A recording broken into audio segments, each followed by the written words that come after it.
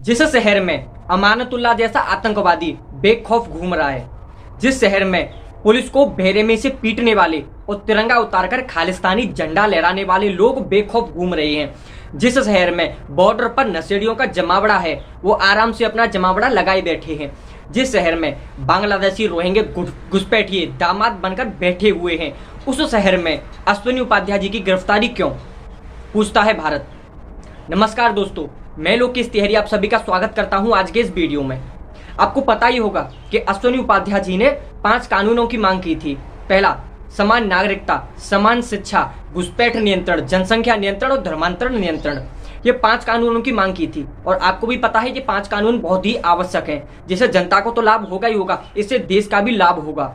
ये बहुत ही अच्छे कानून है जिनको लाने की मांग तो भाई मैं भी करता हूं और आपको भी करनी चाहिए। धर्मांतरण भी रुकना चाहिए, समान शिक्षा भी मिलनी चाहिए, घुसपैठ भी रुकनी चाहिए, ये सारे काम होने चाहिए। लेकिन इन कानूनों की मांग करने वाले अश्विनी उपाध्याय जी को दिल्ली पुलिस ने गिरफ्तार कर लिया।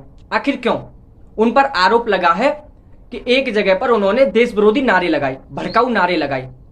लेकिन आपको भी पता है, आप ये जितनी भी वीडियो वायरल हुई है उसमें अश्विनी उपाध्याय जी ने या फिर उनके मंच से एक भी भड़काऊ नारा नहीं लगाया गया।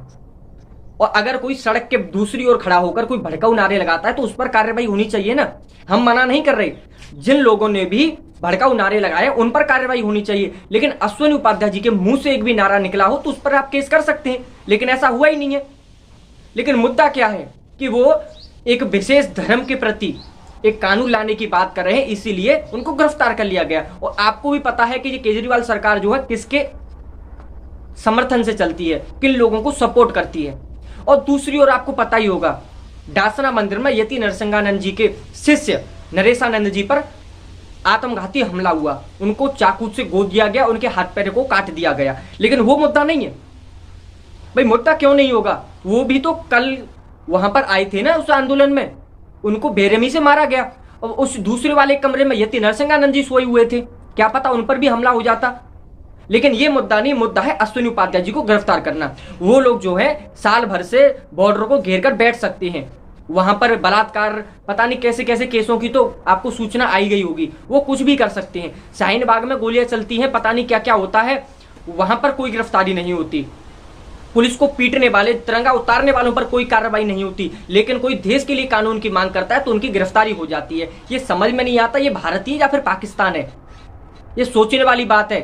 और आज मैं ट्विटर पर देख रहा हूं एक ट्रेंड चल रहा है कि अरेस्ट अश्विनी उपाध्याय। पता नहीं, समझ में नहीं आता ऐसे कौन से लोग हैं जो उन्हें गिरफ्तार करने की मांग करते हैं, और कौन लोग हैं उन लोगों को इस कानून से दिक्कत है। भाई साहब, क्यों दिक्कत है इन कानूनों से? और हमारे जो कुछ राष्ट्रवादी लोग बनते हैं वो ट्रेंड खेल रहे हैं, वो ट्वीट कर रहे हैं कि इस ट्रेंड को नंबर 1 रैंकिंग पे लाया जाए। भाई साहब, रैंकिंग पे लाने से कुछ नहीं होता है। इसीलिए मोदी जी को आपने इतनी सीटें दी हैं, क्या फायदा इन इतनी सीटों का कि आपको ट्विटर पर ट्रेंड ही खेलना है। तो जो व्यक्ति मैदान में आके खड़ा होकर आपके लिए आह्वान कर रहा है, आपके लिए लड़ रहा है, उस व्यक्ति की गिरफ्तारी हो जाती है और आपको ट्विटर पर ट्रेंड खेलना है। और धन्यवाद देता हूं मैं गृह मंत्री जी की इस पुलिस को भी कि जिन्हें गिरफ्तार करना चाहिए उनके सामने तो जाती नहीं। मौलाना साद ऐसा आतंकी एक मौलाना, उस पर ये हाथ नहीं डालते, लेकिन अश्विनी उपाध्याय जैसी लोगों पर ये हाथ डालकर गिरफ्तार कर लेते हैं। धन्य भाई साहब आपको। और आप लोगों से भी कह रहा हूं, जितना हो सके अश्विनी उपाध्याय जी का समर्थन कीजिए। ये कानून वो अपने लिए नहीं ला रहे, ये कानून ला रहे हैं आपके बच्चों के लिए, आपके आगे आने वाली पीढ़ी के भविष्य के लिए। ये कानून बहुत ही आवश्यक है, उनका समर्थन कीजिए। मेरा समर्थन पूरा अश्विनी उपाध्याय जी के साथ है। अब आप लोगों की बारी है। अगर वीडियो अच्छी लगी तो वामपंथी और नशेड़ी ऐसे ग्रुप तक इसे शेयर कीजिए। बहुत बहुत धन्यवाद।